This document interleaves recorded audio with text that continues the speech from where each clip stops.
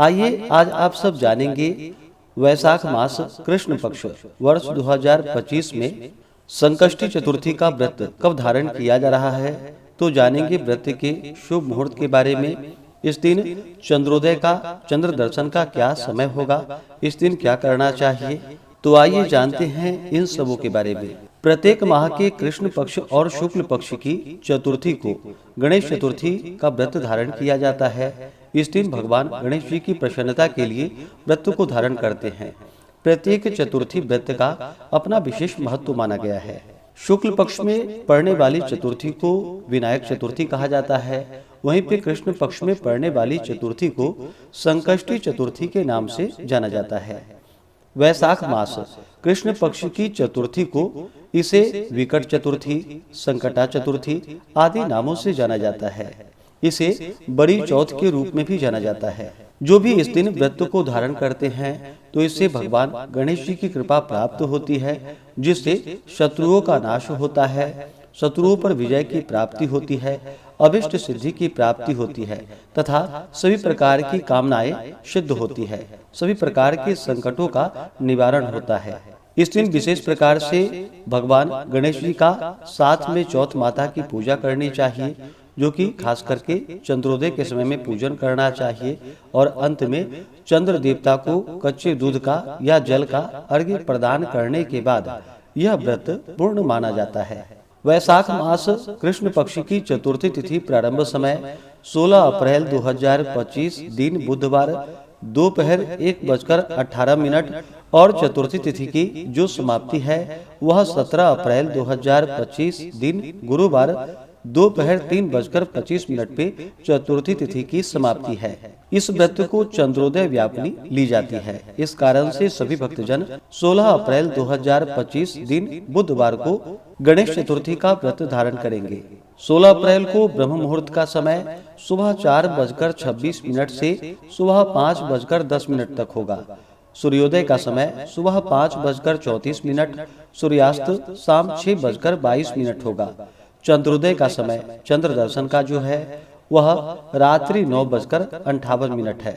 राहु काल का समय सुबह 11:58 से दोपहर 1:34 तक होगा। विजय मुहूर्त का समय दोपहर 2:30 से दोपहर 3:21 तक होगा। गोधूली मुहूर्त का समय शाम 6:46 से शाम 7:09 तक होगा।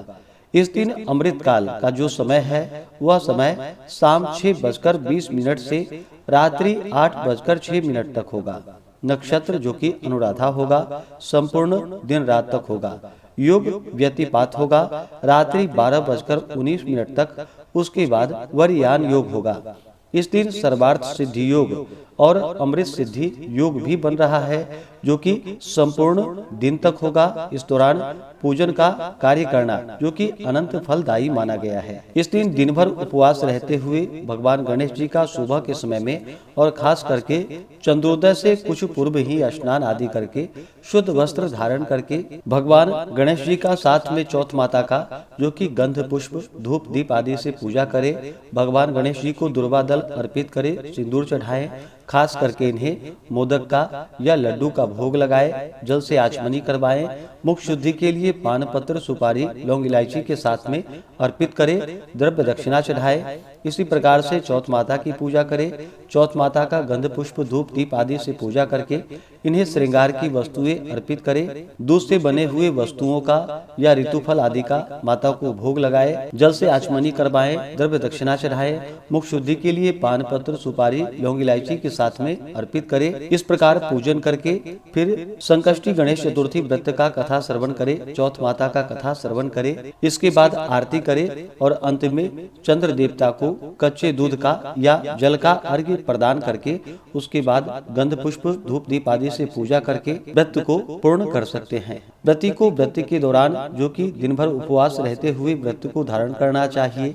जो उपवास नहीं रह पाते हैं, जिनका स्वास्थ्य सही ना हो, तो आप एक समय फलाहार ग्रहण करके व्रत को धारण कर सकते हैं।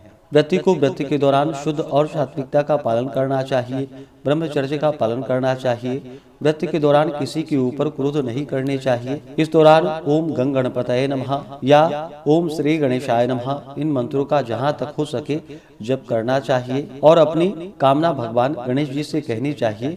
इससे भगवान गणेश जी अपने भक्तों पर अति प्रसन्न होते हैं और अपना कृपा प्रदान करते हैं।